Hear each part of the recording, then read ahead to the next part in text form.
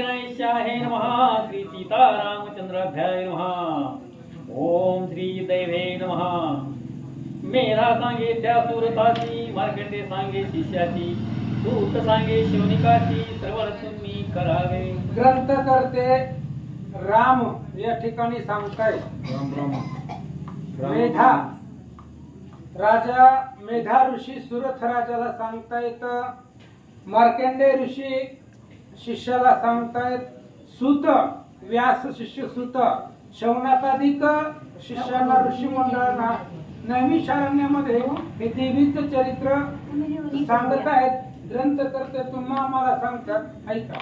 आता महालक्ष्मीचे चरित्र, अवतार दुसरा जाण पवित्र, श्रवण करावयाची स्तोत्र, सादर करी शौनका। आता भगवतीचा देवीचा दुसरा अवतार, काल पहिला अवतार झाला, कोणता झाला आपा? महाकालीचा झाला। महाकालीचा अवतार झाला। भगवान श्री विष्णूच्या मुखामधून कर्णमंडळामधून राक्षस निघाले आणि त्या ठिकाणी योग मायेपासून अवतार देवीचा महाकालीचा काल झाला। आज दुसरा अवतार महालक्ष्मीचा, आणि हा महालक्ष्मीचा अवतार कसा होतो ऐका। श्री महाविष्णू नारायण सर्वाचा मूळ पुरुष जाण, तयापासून चतुरानन नाभी कमळी जन्मला। आता देवतामध्ये मुख्य असेल तर भगवान परमात्मा श्री विष्णू आहे। हे परात्पर आदि ब्रह्म आहे, ही मूळ पुरुष आहे। आणि ब्रह्मदेवाचा जन्म सुद्धा भगवान श्री विष्णूच्या नाभी कमळामधून झाला असं सांगतात। ब्रह्मयासी 10 कुमार, मरिच्यात्री अंगिरा थोर, पुलस्ती पुलह ऋतू भृगुवर, वशिष्ठ नारद दक्षादी। आणि त्या ब्रह्मदेवाला 10 मुलं आहेत। कोणती कोणती आहेत? मरीची, आत्री, अंगिरा, पुलस्ती, पुलह, भृगु, वशिष्ठ, नारद अशा पद्धतीचे मुलं ब्रह्मदेवाचे आहे। मरीची पासून कश्यप देख, त्याचा हिरण्य कश्यप एक, त्याचा अनुराध सम्यक, प्रल्हाद बंधू जाणावा। मरीची पासून कश्यप त्या ठिकाणी जन्मले, आणि कश्यप पासून त्या ठिकाणी हिरण्य कश्यपू जन्माला आला। हिरण्य कश्यपूचा मुलगा त्या ठिकाणी असणारा प्रल्हाद आहे असं सांगतात। तो अनुराध परमोन्मत, महिषीचे ठाई झाला रथ, तेव्हा महिषासुर विख्यात पुत्र होता झाला। आणि त्याच हिरण्य कश्यपूचा मुलगा अनुराध नाव आहे त्याचं, आणि तो प्रल्हादाचा भाऊ आहे अनुराध। प्रल्हाद आणि अनुराध भाऊ आहे। अनुराध हा राक्षस आहे, आणि तो महिषीच्या त्या ठिकाणी रथ झाला। अनुराध आणि एक म्हैस यांच्यापासून एक राक्षस जन्मला, त्याचं नाव महिषासुर होतं। तयासी प्राप्त झाल्यावर तू अजिंक्य होती रथोर, तेने मिळून या सुर देवाशी युद्ध मांडिले। त्या अनुराध राक्षसापासून आणि महिषीपासून एक महिषासुर नावाचा राक्षस जन्मला, आणि त्याला वरदान देवतिकांचे मिळाले। त्यामुळे इंद्राची गादी ताब्यामध्ये घ्यावं, इंद्राला सुद्धा कामाला लावावं, स्वर्गावरती राज्य करावं असा विचार महिषासुराचा होता। शेत संवत्सरापर्यंत अहोरात्र युद्ध करीत, युद्ध झाले परमद्भूत, देवासुर नाम तयाते। आणि महिषासुरानं देवांबरोबर युद्ध करायला सुरुवात केली। देवांचं पद, देवांचं राज्य, स्वर्गावरती त्याला वर्चस्व प्राप्त करायचं म्हणून 100 वर्ष देव आणि महिषासुर यांच्यामध्ये संग्राम झाला। त्यालाच देवासुर संग्राम असं म्हणतात। थोर पराक्रमी असुर युद्ध देव केले जर, तेव्हा पळाला शेतीवर धावन मिळे कोठेही। आणि तो महिषासुर पराक्रमी होता, बलवान होता, आणि तो देवतिकांना ऐकत नव्हता। इंद्राचं काही चालत नव्हतं। इंद्राला सुद्धा त्यानं हरवलं युद्धामध्ये। इंद्राने राजगादी सोडली आणि पळून जाऊ लागला। तो महिषासुर ते क्षणी नाना रूपे ऐरावत हिरून घेतला महिषासूर इंद्र झाला दिक्पाळाचा मेळा पळून गेला दश दिशा. आणि इंद्र पळून गेला, इंद्राची गादी रिकामी राहिली. महिषासूर स्वर्गावरती गेला, इंद्राची गादी ताब्यामध्ये घेतली.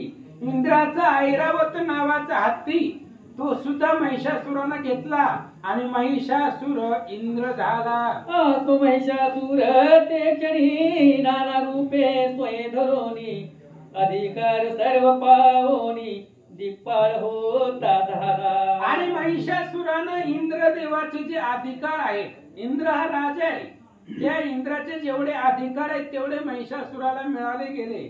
त्याच्यामुळं सगळे जे काही लोक होते, लोकपाळ दिक्पाळ होते, सगळे पळून गेलेले होते आणि देवांचा राजा हा महिषासूर झाला असं सांगतात. चंद्र सूर्य अग्नी होऊनी प्रकाश करी सर्व मेदिनी मेघ होऊन ते क्षणी यथाकाळी वर्षत. आणि इंद्र निघून गेल्यावर इंद्राचे जे कार्यकर्ते होते, मंत्रिमंडळ, चंद्र सूर्य ही सगळी पळून गेली. मग पृथ्वी तलावरती उजेड कसा करायचा, अंधार कसा करायचा, पाऊस कसा पाडायचा, तर ती महिषासूर मायावी होतं. ती स्वतःच वेगवेगळं रूप घ्यायचं. चंद्राचंही तोच रूप घ्यायचा, सूर्याचंही तोच घ्यायचा, मेघाचंही तोच रूप घ्यायचा आणि पाऊस पाडायचा. असं त्याचं राज्य तो चालवू लागला. तो सर्व दिक्पाळ दराले दैत्यास इंद्र पद प्राप्त झाले. देवांचे सर्व ऐश्वर्य गेले दीन झाले सर्वथा. आणि अशा पद्धतीने सगळे जे देव लोक जे पळून गेलेले होते त्या महिषासुराला इंद्रपद प्राप्त झालं, इंद्राचं पद त्याला मिळालं असं सांगतात. तेव्हा सर्व देव मिळून ब्रह्मयासी गेले शरण. ब्रह्मा म्हणे मज लागून काही एक कळेना. सगळे देव लोक वैतागले. महाराज अधर्माकडे राज्य गेलं की वाटोळ होत असतं आणि ह्या महिषासुराकडे राजगादी गेले. इंद्रपद महिषासुराकडे गेलं. सगळे देव लोक ब्रह्मदेवाकडे गेली. गाराने सांगितलं. ब्रह्मदेव म्हणले मला बी काही कळा नाही, मी तरी काय करू, माझं बी काही चाललं ना, काय करतात ते का. मग ब्रह्मदेवा ते पुढे करुणी जात्या झाल्या देवसेनी. जेते महादेव चक्रपाणी येते शीघ्र पातले. ब्रह्मदेवाने सांगितलं बाबा मी सुद्धा काही करू शकत नाही, कारण महिषासुराला मारणं आपल्या हातामध्ये नाही. म्हणून ब्रह्मदेवा सहित सर्व देवलोक मिळून जिथं महादेव चक्रपाणी भगवान श्री विष्णू आणि महादेव जिथं बसले होते तिथं ब्रह्मदेवा सहित सर्व देवलोक आले. हरिहरा ते करुणी नमन प्रार्थित झाले कर जोडून. महिषासुराचे वर्तमान निविदेले सर्वही. हरी आणि हर भगवान श्री विष्णू आणि भगवान श्री महादेव या हरिहराला नमस्कार ब्रह्मदेवांनी केला आणि महिषासुराचा जो काही त्रास आहे त्या महिषासुराचं जे काही वर्तमान आहे, कथा आहे, सांगू लागले. सर्व देवांचे अधिकार स्वयं करी महिषासूर. देव जर जर झाले समग्र मृत्यू लोके विहरती. आणि देव लोकांनी भगवान श्री विष्णूला सांगितलं देवा त्या महिषासुरानं देवांचे अधिकार घेतले. महिषासुरापुढे कोणाचं काही चालत नाही. इंद्रपद त्यानं ताब्यात घेतलंय. सगळे देव लोक पळवून लावलेत. स्वतः तो इंद्राचं राज्य करतोय असं सांगतात. हे सर्व केले निरूपण आता तुम्हासी आलो शरण. जेणे होय असुर मरण ऐसा उपाय चिंतावा. आणि त्यावेळेस सांगितलं म्हणले आता काहीतरी करा. हे घडलंय तुम्हाला सांगितलं, आमचं काम आहे तुम्हाला सांगणं आणि संरक्षण करणं तुमचं काम आहे. आमच्यावरती संकट आलंय, ही महिषासूर त्रास देतोय, मग काय उपाय करा. ज्या उपायानं महिषासुराला मरण येईल असं नियोजन करा. देव लोक बोलतात. देवांचा ऐकून व्रतांत करीत झाले क्रोध अद्भुत. जेवी प्रळय शोभे कृतांत काळ मृत्यू जयापरी. आणि देव लोकांनी सांगितल्या बरोबर सगळ्या देव लोकांना राग आला. भगवान श्री विष्णू महादेव, आता महादेवाला राग आल्यावर किती अवघड आहे, प्रलय येऊ शकतो. सगळ्या देवांनी राग आला आणि राग एकत्र केला आणि ते रागाचं काय झालं, कोप पावला अधोक्षज तव मुखापासून महातेज निघते झाले सहज ब्रह्मयाचे तैसेची. आणि त्यावेळेस क्रोध सगळ्या देवांना आला आणि सगळ्या देवांच्या मुखामधून एक क्रोध रूपी तेज बाहेर निघालं. ब्रह्मदेवाच्या मुखामधून तेज बाहेर निघालं. ऐका, शंकराच्या मुखापासून महातेज निघाले रान सर्व देवांच्या मुखातून तेज पार निघाले. महादेव आधीच त्या ठिकाणी भयंकर राग आहे महादेवाला आणि महादेवाच्या मुखामधून तेज क्रोध रूपी तेज बाहेर पडलं. सगळ्या देवांना राग आलेला होता. प्रत्येकाच्या मुखामधून राग रूपी जी तेज आहे सत्व आहे ते तेज मुखामधून बाहेर पडलं. ते सर्व एके ठाई मिळत दिसे जैसा ज्वलंत पर्वत दाही देशा व्यापील समस्त ज्वाला अपार निघाल्या. आणि सर्व जी काही तेज आहे ती तेज एकत्र झालं. महाभयंकर पर्वत असावा तसं ती तेज क्रोध रूपी तेज मूर्तिमंत त्या ठिकाणी तिथं प्रगट झाला. स्वर्ग मृत्यू आणि पाताळ क्षणामध्ये व्यापील सकळ ते महातेज तिबंबाळ त्याची उपमा असेना.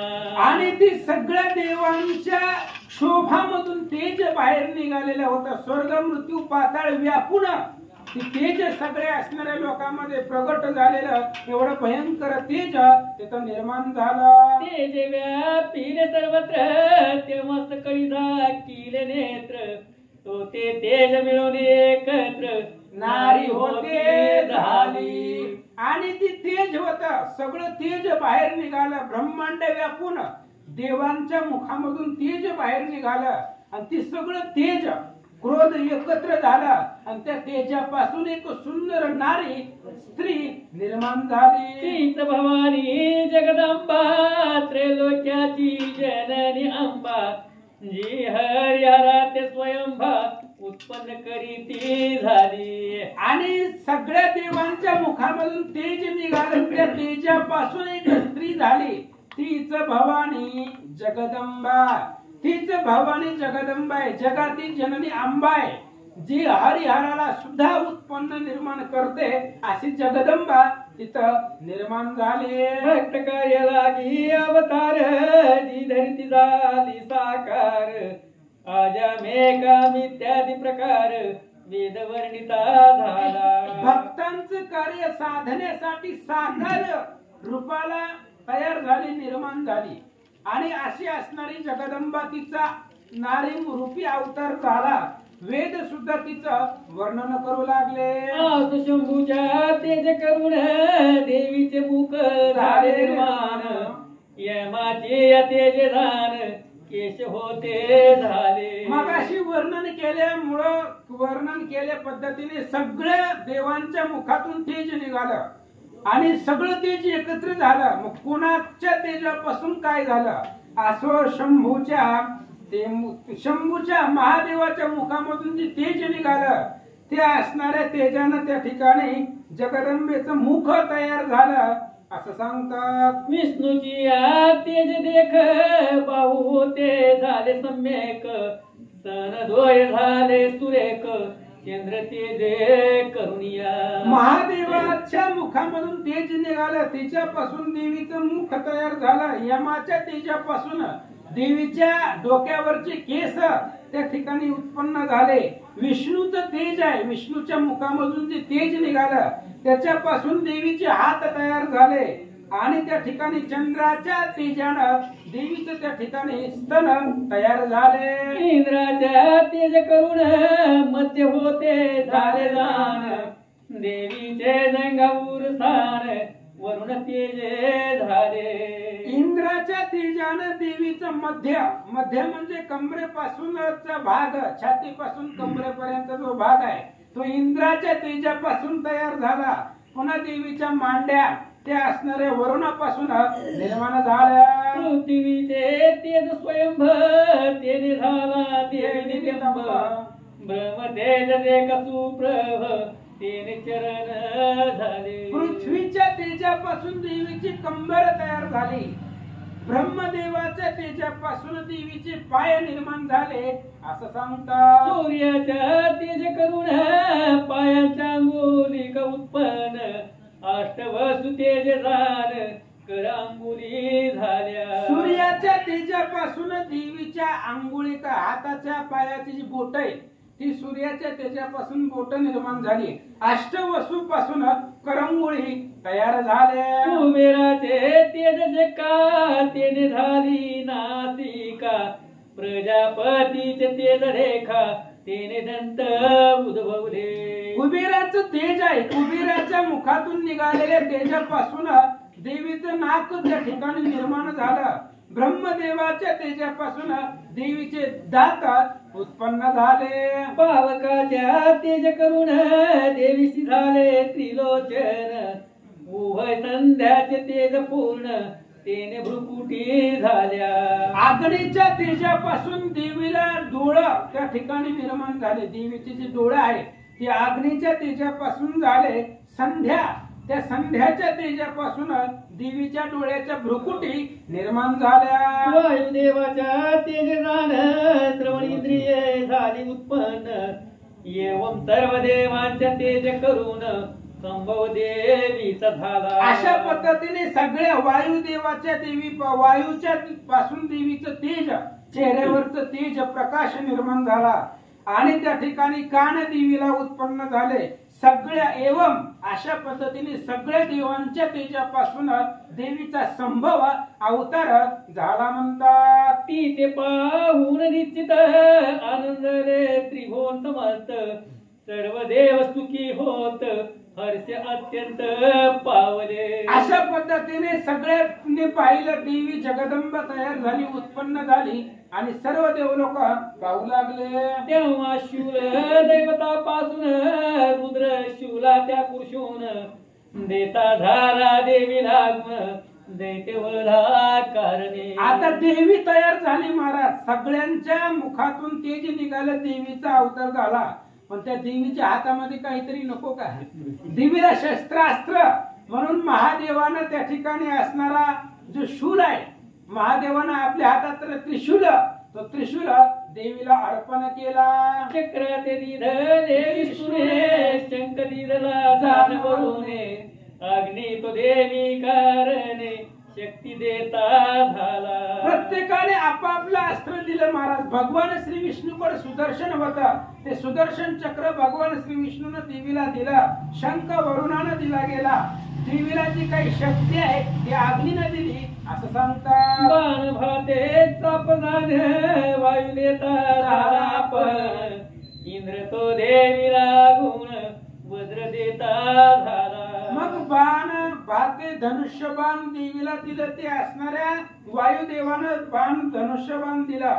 इंद्रानं देवीला वज्र दिला असं सांगतात. इंद्र ऐरवतापासून घंटा दिधली घेऊन येम तो काळदंड दान देता झाला देवीची. आणि इंद्रानं ऐरावतीच्या हातीच्या गळ्यामधली घंटा सुद्धा इंद्रानं देवीला अर्पण केली. यमानं काळदंड यमाच्या हातातला काळदंड यमानं देवीला अर्पण केला. पाश देत असे आपापते अक्षमाले ते प्रजापती ब्रह्मा तो कमंडोल निश्चिती देवी लागी अर्पित असे. आणि समुद्रानं पाश दिला महाराज देवीला. अक्षमाले ती अक्षमाला आहे ती असणारी ब्रह्मदेवानं दिली गेली. कमंडल सुद्धा ब्रह्मदेवानं देवीला अर्पण केला. सर्व रोमरंध्री सत्वर रश्मी ते देत से दिवाकर काळ तो हिडाल तलवार देत देवीशी आदरे. देवीच्या अंगावरची बारीक बारीक केस त्याला रोम म्हणतो आपण. आणि ती असणारे सूर्यानं त्या ठिकाणी दिला. देवीला तेज दिलं गेलं आणि काळानं ढाल आणि तलवार देवीला अर्पण केले. असो तेव्हा क्षीरसागरे मळ रहित शुद्ध हार त्वरे न फाटती ऐसी अंबरे देवी लागे अर्पिली. समुद्रानं सुद्धा विचार केला. सगळ्यांनी दिलंय आपण बी द्यायला काय जाते आहे तर द्यायचं. म्हणून समुद्रानं कधीच न मळणारी वस्त्र शुद्ध अशा प्रकारचा हार देवीच्या अंगावरचे वस्त्र समुद्राने अर्पण केले. तेव्हा विश्वकर्मा सत्वर देत असे सर्वालंकार, मस्तकी मुकुट सुंदर शिररत्न दिदले. विश्वकर्म्याने सुद्धा विचार केला, सगळ्यांनी काही काही देवीला अर्पण केले म्हणून देवीच्या अंगावरचे दागिने जे आहेत ते सर्व अलंकार विश्वकर्म्याने तयार करून देवीला दिले आणि सुंदर अशा प्रकारचा रत्नजडित मुकुट विश्वकर्मानं देवीला अर्पण केला. दिव्य कुंडले कटके जाण अर्धचंद्र शुभ्रवर्ण बाहुपल भूषण्यापण ग्रीवाभूषणे दिदली. दिव्य अशा प्रकारची कुंडल दिली, अर्धचंद्र शुभ्र वर्ण अशा पद्धतीचे बाहुभूषण, हातातले अलंकार, पायातले अलंकार सगळं विश्वकर्मानं देवीला अर्पण केले. समस्त अंगुली भूषणे रत्नमय अर्पिली तेने परशुदेव निर्मलपणे अस्त्र्यानिक अर्पिली. आणि अंगुळी हातामधले घालायच्या अंगठ्या दिल्या, रत्नमय अशा प्रकारचे त्या ठिकाणी बाहुभूषणे, ग्रीवभूषणे, सगळे आभूषण, कारण विश्वकर्मा आहे त्याला तयार करता येत होते दागिने, तो सोनार होता देवांचा, आणि त्या विश्वकर्म्याने सगळे अलंकार देवीला अर्पण केले. विश्वकर्मा सेवती जाण कवचारपी अभद्य पूर्ण समुद्र अमलान कमला माला दोन शोभन कमळ ही देतसे. शेवटी विश्वकर्म्याने ते देवीला त्या ठिकाणी अभेद्य अशा प्रकारचं कवच दिलं आणि मग समुद्रानं सुद्धा दोन अशा पद्धतीच्या माळा देवीला अमलान माळा गळ्यामध्ये घालण्यासाठी दिलं.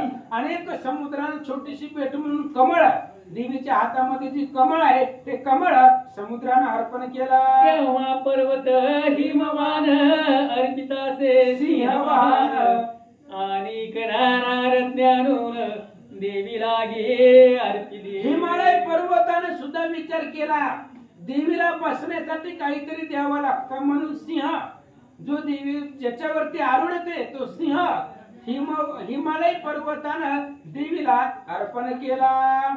ज्यातील मधु करिता प्राचन नसरे कधी सर्वदा पूर्ण ऐसे पानपत्र अर्पण कुबेर करी देवीचे. ज्या पात्रामधलं मधु कधीच संपत नाही अशा प्रकारचं पानपात्र कुबेरानं देवीला अर्पण केला. तेव्हा शेष देवी प्रत नागहारा ते समर्पित शोभती नाना रत्ने जात पुष्परागादी सर्वही. शेषानं सुद्धा विचार केला आणि शेषानं नागहार देवीला अर्पण केला. त्या नागहारामध्ये अनेक रत्न होती, शेषाने देवीला देऊन टाकला.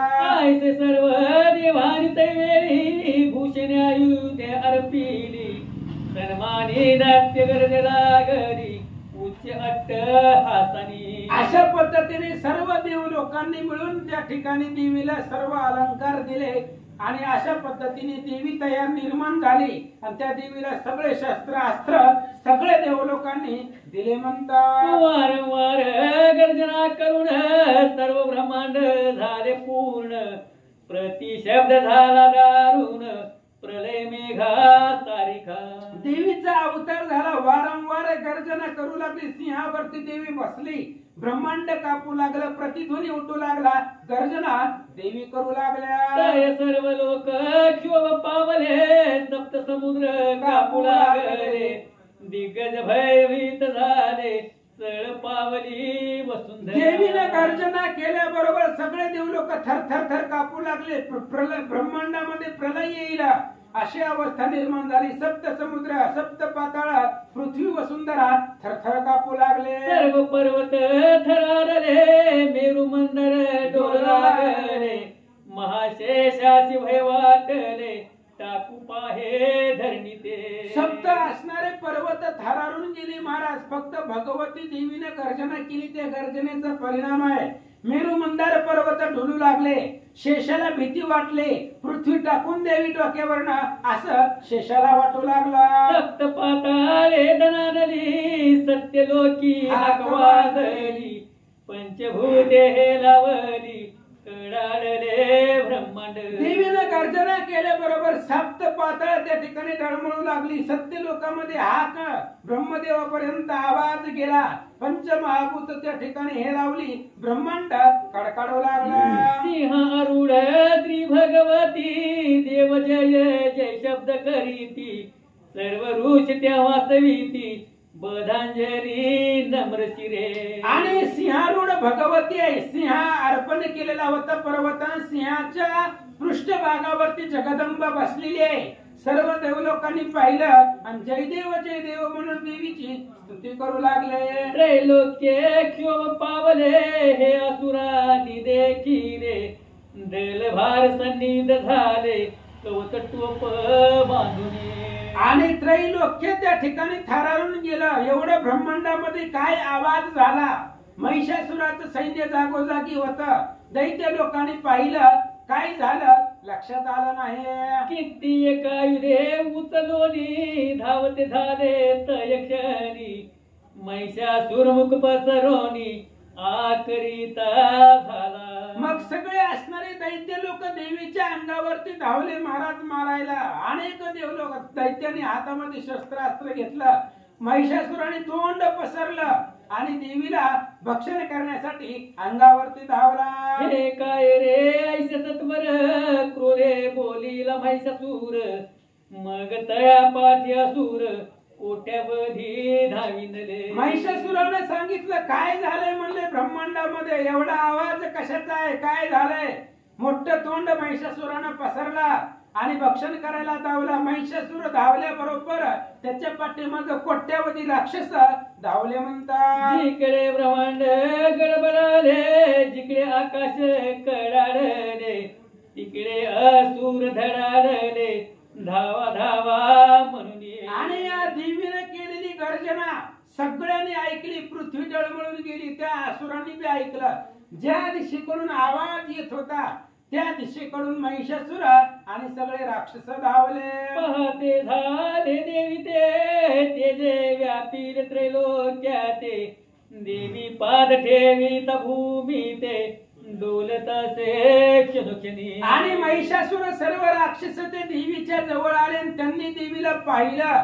सिंहावरती बसलेली जगदंबा आहे. जिथं जिथं देवी पाय ठेवला देवी त्या ठिकाणी डोलू लागल्या असं सांगतात. किरीट गेला असे गगनी त्रैलोक्य मर्यादा टाकोनी. तेव्हा सप्त पाताळ श्रेणी शोभविली धनुष्यब्दे. देवीचं असंभाव्य स्वरूप आहे. त्रिभुवन व्यापक जगदंबेनं अवतार धारण केलेला आहे. देवीचं पाय सप्त पाताळामध्ये आहेत आणि देवीचा जो मुकुट आहे किरीट कुंडल रत्न खचित मुकुट तो आकाशाच्या वर मर्यादा सोडून एवढ्या वर देवीचं स्वरूप पाहू लागले. बाहू सहस्र संख्यात व्यापील धाई दिशा समस्त. नभोमंडळ म्हणतात व्यापुनी देवी राहिली. असंख्य हजारो हात त्या ठिकाणी देवीला होते. 10 दिशांना हात व्यापून टाकलेले होते. नभोमंडळ आकाश मंडळ सगळे व्यापून देवी दिसू लागल्या. कोटी अर्बुद धावल्या सूर जैसे पतंग पडती दीपावर.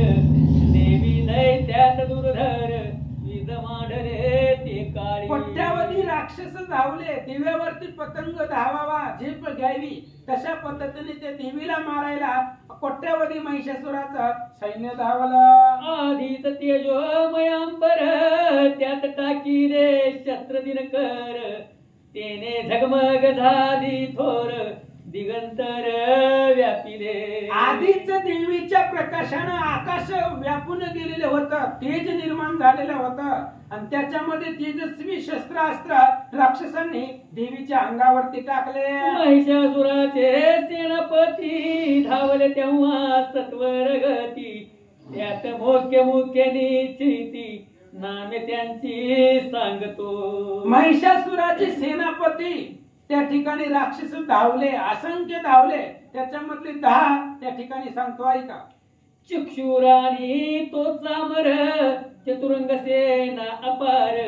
घेऊन देवी सहसत्वर युद्ध करती दोघे. देवीचे सेनापती चिक्षुक आणि चामर असंख्य दळबार घेतला.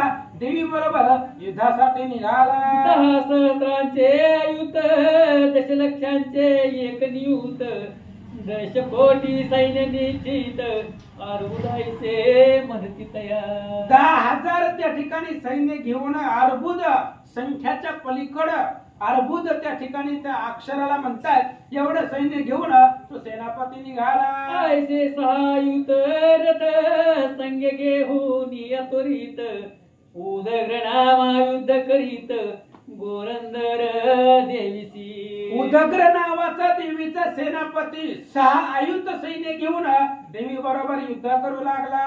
सहस्रायुत सेना घेऊन महाहनु करिकंदन, 50 नियुते घेऊन अशी लोमा युद्ध करी. सहस्र आयुध एवढं सैन्य घेतलं आणि महाहनु नावाचा देवीचा सेनापती निघाला असं सांगतात. घेऊन 600 आयुध बल युद्ध करिता झाला बाष्कल, तो वडील राजबंधू केवळ असंख्य दळ तयाचे. बाष्कल नावाचा त्या ठिकाणी असणारा महिषासुराचा सेनापती होता आणि बंधूही होता आणि त्यानं अनेक सैन्य घेतलं. देवी बरोबर युद्ध करू लागला. गजाश्व पदाती असंख्यात, गणिती नाही ज्यांचा अंत, युद्ध घेऊन कोटी रथ येता झाला ते काळी. पुन्हा हत्ती दळ आहे, पायी दळ आहे, घोडे दळ आहे, यांची गणतीच नाही. कोट्यावधी सैन्य घेऊन त्या ठिकाणी युद्धाला आला. रथ घेऊन 50 आयुध, बिडर नामा युद्ध करीत, अन्य सेनापती निश्चित, अंत्य नाही तत सैन्या. 50 आयुध त्या ठिकाणी रथ बरोबर घेतले. बिडाल नावाचा त्या ठिकाणी देवीचा सेनापती राक्षसाचा सेनापती देवी बरोबर युद्ध करू लागला. रथ हस्ती अशोपदाती, कोटी कोटी सहस्र गणती, घेऊन महिषासुर नरपती, युद्धाला घे मिसळला. आणि मग शेवटी सगळे सैन्यपती पुढे गेल्यानंतर ना पाठीमागून रथ, अश्व, हातीदळ, घोडेदळ, पायदळ घेतलं. महिषासुर देवी बरोबर युद्धासाठी आला. युद्ध करीते झाले बहुवस, टाकिले खड्ग परशुपट्टीस, किती एक टाकी शक्तीस, कित्येक पाश टाकीती. अनेक पद्धतीने त्या ठिकाणी युद्ध करू लागले. खड्ग, परुष, त्या ठिकाणी परशु, शस्त्रास्त्र एकमेकावरती सोडू लागले. देवी ते खड्ग प्रहारे करून, हानी ती तेव्हा वर्म लक्षोन, चंडिका स्वकीय शस्त्रास्त्रे टाकून, त्यांची शस्त्रे छेदित. देवीला त्या ठिकाणी खड्ग प्रहारानं मारू लागले. भगवतीने त्या ठिकाणी शस्त्रास्त्र सोडून त्यांची शस्त्र संपवून टाकले. लीले करुणी चंडिका मारिती झाली कित्येका, आश्रम मुख पाहून अंबिका, देवस्तवी ते झाले. भगवतीने देवीला चंडिकेने अनेक आपल्या लीला मात्रेने सगळं सैन्य मारलं. देव लोक पाहू लागले, आनंद वाटला.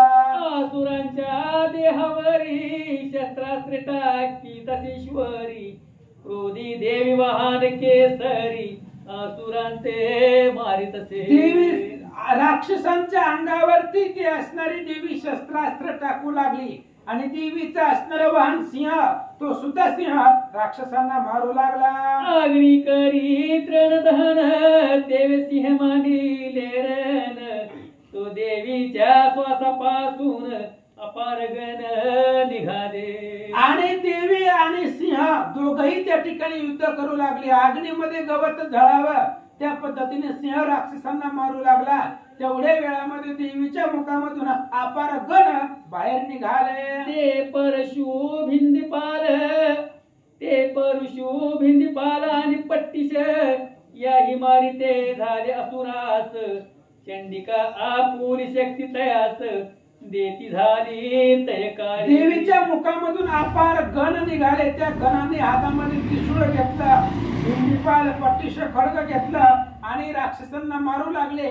त्यावेळेस त्या गणांना देवी आपली शक्ती देऊ लागल्या. किती एक शंखपट हाते, वाजविते झाले निघूते, किती एक गण मृदंगाते, वाजविती रणांगणी. तेव्हा देवी त्रिशूले साध आणि गदा शक्ती वृष्टी करून, शेतावधी असुर मारून टाकीती झाली ते काळी. तेव्हा देवीनं त्या ठिकाणी शस्त्रास्त्र सोडले, कोट्यावधी राक्षस देवीनं मारून टाकले. कित्येक घंटा शब्द मोहिले, काही खडगादी कवा वधिले, पाशे बांधून या कळशिले, द्विधा केली खडगाने. आणि खडग हातामध्ये होतं, खडगानं अनेक राक्षस शस्त्र देवीनं मारलं म्हणतात. गदे करून तारण केले, कित्येकाचे प्राण गेले, मुसळे करून जे तारिले, रक्त ओकले भडभडा. हातामध्ये गदा होती, गदानं काही राक्षस मारले, अनेकांचे प्राण गेले, रक्त त्या ठिकाणी सांडलं म्हणतात. कित्येक शिळे करून विदारिले हृदय भवानी, कित्येक बाणे खंडोनी रणागिरी पाडिले. शूळाने काही मारलं त्या ठिकाणी, शूळ हृदयामध्ये घालून राक्षस मारली गेली, किती मग बाणाने काही राक्षस मारली. अशा पद्धतीने राक्षसांचा संहार देवी करू लागल्या. वनवा लागला जैसा तणा, तैसी देवीने मारिली सेना, असंख्य वीराले रणा, करी गणना कोण त्यांची. वाळले अरण्यामध्ये वनवा लागावा तशा पद्धतीने राक्षसांची सेना देवीनं मारून टाकले. पिंजारुणी रोमावळी, देवी सिंह गर्ज निराळी, दिग्गजांची बसली टाळी, प्राण गेले असुराचे. आणि देवीनं त्या ठिकाणी असणारे रोम त्या ठिकाणी उभारले गेले, पिंजारले गेल्या. देवीनं त्या ठिकाणी गर्जना केली, दिग्गजांची कांठाळीत बसेल एवढा आवाज त्या ठिकाणी झाला. सिंहाणी देवीचे गण त्याहीत केले दारुण, सेविते झाले देवगण पुष्पवृष्टी करुनिया. सिंह आणि देवीच्या मुखातून निघालेले गण यांनी त्या ठिकाणी युद्ध केलं, अनेक राक्षसांना मारलं, विजय मिळवला. देवलोकाने फुलांचा वर्षाव केला. असो या प्रकारे करून महालक्ष्मी झाले उत्पन्न, हा दुसरा अवतार दान सांगितला तुझ लागी. अशा पद्धतीने महालक्ष्मी सगळ्या देवांच्या तेजापासून तिचा अवतार आहे. आणि ह्या महालक्ष्मीनं त्या ठिकाणी एवढा अवतार घेऊन कार्य केलं. देवीचा दुसरा अवतार काल महाकालीचा अवतार सांगितला, आज महालक्ष्मीचा अवतार तुम्हाला सांगितला. आणि दोन अध्याय दान असे हिचे चरित्र पूर्ण, याच्या श्रवण पठने करून सर्व बाधा निरसती. आणि या महालक्ष्मीच्याच देवीचं अजून पुढचे 2 अध्याय आहेत, राहिलेलं चरित्र आहे देवीचं.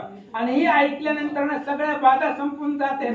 एवढं सुंदर चरित्र देवीचं ऐका. सर्व मनोरथांचे फळ प्राप्त होत असे केवळ, 12व्या अध्याय सकळ निरूपण होईल ते. आणि तुमच्या सगळ्या मनोरथांचं फळ त्या ठिकाणी पूर्ण तुम्हाला भेटणार आहे, श्रवण केलेल्याचं फळ.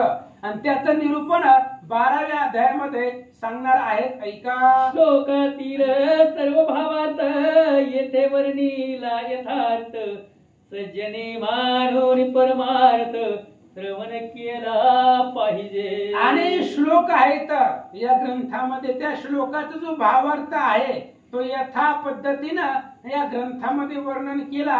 श्रोत्यांनी गोड मानून घ्या आणि कथा ऐका. देवीने जैसे बोलविले तैसेच येथे वर्णन केले, सजनी पाहिज परिसीले कृपा करून सर्वदा. देवीनं ज्या पद्धतीने वर्णन केलंय, सांगितलंय त्या पद्धतीनेच जसं देवीनं बोलावलंय, बोलवून घेतलं तसं सांगण्याचा प्रयत्न केला. सज्जन श्रोते वक्त्यांनी गोड मानून घ्या. ग्रंथकर्ते बोलतात, श्री जगदंबेसी नमस्कार, माझे असुत वारंवार, देवीनेच ग्रंथ साचार राममुखे निरूपिला. त्याच जगदंबेला माझा नमस्कार असो, वारंवार असो. आणि देवीनेच हा ग्रंथ माझ्या मुखामधून वधवून घेतला. इथे श्री मार्कंडेय पुराणे सवर्णिके म्हणून तरे, देवी भगवती महात्मे महिषासुर सैन्यवर्णाम नाम द्वितीय अध्याय. कुंडली कवरधारी विठ्ठल श्री ज्ञानदेव